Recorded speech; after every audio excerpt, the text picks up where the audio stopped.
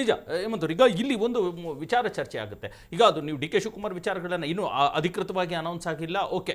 But D K Shivakumar ರಾಜಕಾರಣಕ್ಕೆ ಅಥವಾ ಈಗಿರ್ತಕ್ಕಂಥ ಅವರ ರಾಜಕೀಯ ಪರಿಸ್ಥಿತಿಗೆ ಅವ್ರದ್ದೇ ಆಗಿರ್ತಕ್ಕಂಥ ಒಂದಷ್ಟು ಸೆಟ್ ಬ್ಯಾಕ್ಗಳಿದ್ದಾವೆ, ಬೇಕಾದಷ್ಟು. ಇಡಿ ಇದೆ, CBI ಇದೆ, ಆಮೇಲೆ ಬೇರೆ ಬೇರೆ ಆರೋಪಗಳಿದ್ದಾವೆ. ಈಗ JDSನ HD ಕುಮಾರಸ್ವಾಮಿ ಅವರು ಪ್ರತಿದಿನ ಪ್ರೆಸ್ ಮೀಟ್ ಮಾಡಿ JDSನವರು ಬೈಕ್ ಬಂದಂಗೆ ಡಿ ಕೆ ಶಿವಕುಮಾರ್ ಅವ್ರ ಮೇಲೆ ಬೇರೆ ಬೇರೆ ಆರೋಪಗಳನ್ನು ಮಾಡ್ತಾ ಇದ್ದಾರೆ. BJP ಅವರು ಮಾಡ್ತಾರೆ, ಆ ಕಡೆ ಯತ್ನಾಳ್ ಮಾಡ್ತಾರೆ. ಅವ್ರು ಹೇಳ್ತಾ ಇರ್ತದೆಲ್ಲ ಸತ್ಯ ಅಂತ ಹೇಳ್ತಿಲ್ಲ ನಾನು, ಆದರೆ ಈ ಆರೋಪಗಳು ಪಕ್ಷಕ್ಕೆ ಸೆಟ್ ಬ್ಯಾಕ್ ಆಗುವಂತ ಸಾಧ್ಯತೆ ಇರುತ್ತಾ, ಸರ್ಕಾರಕ್ಕೆ ಸೆಟ್ ಬ್ಯಾಕ್ ಆಗುವಂತ ಸಾಧ್ಯತೆ ಇರುತ್ತಾ? ಖಂಡಿತವಾಗ್ಲೂ ಕಾಂಗ್ರೆಸ್ ಇವಾಗ ಏನಂದ್ರೆ ಒಂದು ತಂತಿಯ ಮೇಲಿನ ನಡಿಗೆಯನ್ನ ಅವರೀಗ ಆಯ್ಕೆ ಮಾಡ್ಕೊಂಡಿದ್ದಾರೆ ಅಂತ ಹೇಳ್ಬೋದು. ಯಾಕಂದ್ರೆ ಅರವಿಂದ್ ಕೇಜ್ರಿವಾಲ್ ಕತೆ ಏನಾಯ್ತು? ಹೌದು ಹೌದು, ಅರವಿಂದ್ ಕೇಜ್ರಿವಾಲ್ ಒಳಗೆ ಹೋದ ಮೇಲೆ ಆಪ್ನ ಕತೆ ಏನಾಯ್ತು? ಡೆಲ್ಲಿಯಲ್ಲಿ ಚಿಂದಿ ಆಗೋಯ್ತು, ಛಿದ್ರ ಆಗೋಯ್ತು. ಹೌದು ಅಲ್ವಾ?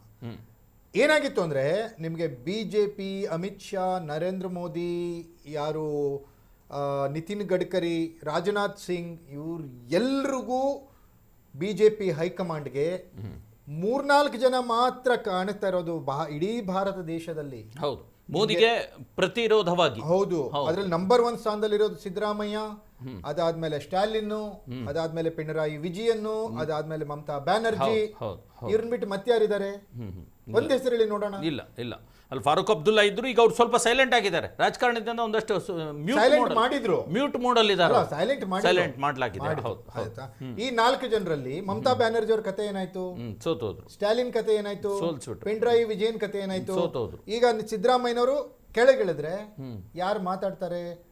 DK ಶಿವಕುಮಾರ್ ಅವರು ಏನಾದ್ರು ಮೋದಿ ಮತ್ತು ಅಮಿತ್ ಶಾ ಸ್ಟ್ರಾಟಜಿಗಳನ್ನ ಸಿದ್ದರಾಮಯ್ಯನವ್ರ ತರ ಅಂಕಿ ಅಂಶ ದಾಖಲೆಗಳ ಸಮೇತ ಮಾತಾಡ್ತಾರ? ಅದಾನಿಯವರ ವಿರುದ್ಧ DK ಶಿವಕುಮಾರ್ ಮಾತಾಡ್ತಾರ? ಅಂಬಾನಿಯವರ ವಿರುದ್ಧ DK ಶಿವಕುಮಾರ್ ಏನಾದ್ರು ಮಾತಾಡ್ತಾರ? BJP ಅಕ್ರಮಗಳ ವಿರುದ್ಧ DK ಶಿವಕುಮಾರ್ ಮಾತಾಡಕ್ಕಾಗತ್ತಾ? ದೇಶ ಆರ್ಥಿಕವಾಗಿ ಕುಸಿತಾ ಇರುವಂತ ಈ ಸಂದರ್ಭದಲ್ಲಿ DK ಶಿವಕುಮಾರ್ ಆರ್ಥಿಕವಾಗಿ ಏನಾದ್ರು ಸಲಹೆಗಳನ್ನ ಕೇಂದ್ರ ಸರ್ಕಾರಕ್ಕೆ ಕೊಡ್ತಾರ? ಅನುದಾನ ಹಂಚಿಕೆಯಲ್ಲಿ ಆಗ್ತಾ ಇರುವಂತ ತಾರತಮ್ಯದ ವಿರುದ್ಧ DK ಶಿವಕುಮಾರ್ ಮಾತಾಡ್ಲಿಕ್ಕಾಗತ್ತಾ? ಕಾನೂನು ಬಾಹಿರವಾದಂಥ ಕೆಲಸಗಳನ್ನ BJP ಮಾಡಿದ್ರೆ, ನರೇಂದ್ರ ಮೋದಿ ಅವರು ಮಾಡಿದ್ರೆ ಏನಾದರೂ DK ಶಿವಕುಮಾರ್ ಬಹಳ ಖಂಡಿತವಾಗಿ ಮಾತಾಡಕ್ಕಾಗತ್ತಾ? ಮೇಕೆದಾಟು ಯೋಜನೆ ವಿಚಾರ ಇಟ್ಕೊಂಡು ತಮಿಳುನಾಡು ವಿರುದ್ಧ ಮಾತಾಡಕ್ಕಾಗತ್ತಾ? ನಮ್ಮ ಗಡಿ ಸಮಸ್ಯೆ, ಮಹದಾಯಿ, ಈ ವಿಚಾರ ಇಟ್ಕೊಂಡು ಮಹಾರಾಷ್ಟ್ರದ ವಿರುದ್ಧ ಮಾತಾಡಕ್ಕಾಗತ್ತಾ? ನಿಜ ನಿಜ ಅಲ್ಲ, ಇದೆಲ್ಲವೂ ಇರ್ತಕ್ಕಂಥದ್ದು. ಇದ್ರ ಜೊತೆಗೆ ಮಾತಾಡಿದ್ರು ಅಂತ ಅಂದ್ಕೊಳ್ಳಿ, ಈಗ CM ಆಗೇ ಬಿಟ್ರಪ್ಪ, ಮಾತಾಡುವಂಥ ಅನಿವಾರ್ಯತೆ ಇದೆ, ಕೇಂದ್ರ ಸರ್ಕಾರದ ವಿರುದ್ಧ ಸಿಡಿದು ಬೀಳುವಂಥ ಅನಿವಾರ್ಯತೆ ಇದೆ.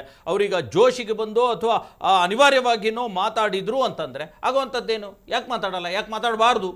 ಮಾತಾಡಿದ್ರೆ ಪರಿಣಾಮ ಏನಂತ ಅವ್ರು ಹೇಳ್ತಾರಲ್ಲ, ಅದೇ ಏನು ಹೇಳ್ತಾರಲ್ಲ, DK ಶಿವಕುಮಾರ್ ಹೇಳ್ತಾರಲ್ಲ, ಈ ಹಿಂದೆ ಹೇಳ್ತಾರಲ್ಲ, BJP ಅವರು ಷಡ್ಯಂತ್ರ ರೂಪಿಸಿ ಹಿಂಗ್ ಮಾಡಿದ್ರು. ನಿಜ, ಆ ಇಡಿ ದಾಳಿಗೆ ಅದನ್ನೇ ಹೇಳ್ತಾರ ಅಲ್ವಾ? ಹೌದೌದು, ಇಡಿ ದಾಳಿ ಬಿಡಿ, ವಿನಯ್ ಕುಲಕರ್ಣಿ ಕೇಸಲ್ಲೂ ಕೂಡ ಅದೇ ಮಾತನ್ನು ಹೇಳಿದ್ದವರು. ಅಲ್ಲ, ಮತ್ತೆ ಇದು ನನಗೆ ಬಹಳ ಆಶ್ಚರ್ಯ ಆಗುವಂಥದ್ದು, ಈ ನಿಮ್ಮ ಆಯ್ಕೆ ಇದೆಯಲ್ಲ, DK ಶಿವಕುಮಾರ್ ಅವರ ಆಯ್ಕೆ ಮಾಡಬಹುದು ಅನ್ನುವಂಥದ್ದು, ಇದು ಹೈಕಮಾಂಡ್ಗೆ ಇದೆಲ್ಲ ವಿಚಾರಗಳು ಗೊತ್ತಿಲ್ವಾ? ಇದೆಲ್ಲ ಸಾಧ್ಯತೆಗಳು ಗೊತ್ತಿದೆ. DK ಶಿವಕುಮಾರ್ ಅವರೇ ಮುಖ್ಯಮಂತ್ರಿ ಅಂತ ಇನ್ನೂ ಹೇಳಿಲ್ವಲ್ಲ? ಹೇಳಿಲ್ಲ. ಇಫ್ ಆದ್ರೆ ಅದಕ್ಕೇನೋ ರೆಡಿ ಮಾಡ್ಕೊಂಡಿರ್ತಾರೆ, ಪ್ಲಾನ್ ಬಿ ಅಷ್ಟೇ.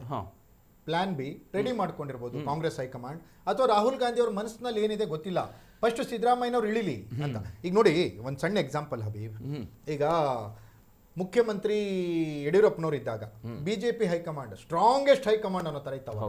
ಮೋದಿ ಅವರು ಈಗ ಸ್ವಲ್ಪ ವೀಕ್ ಆಗಿದ್ದಾರೆ. ಒಂದು 5-6 ವರ್ಷದಿಂದ ಹೆಂಗಿದ್ರು ಮೋದಿ ಅವರು? ಎಷ್ಟು ಸ್ಟ್ರಾಂಗ್ ಆಗಿದ್ರು? ಅಮಿತ್ ಶಾ ಹೆಂಗಿದ್ರು?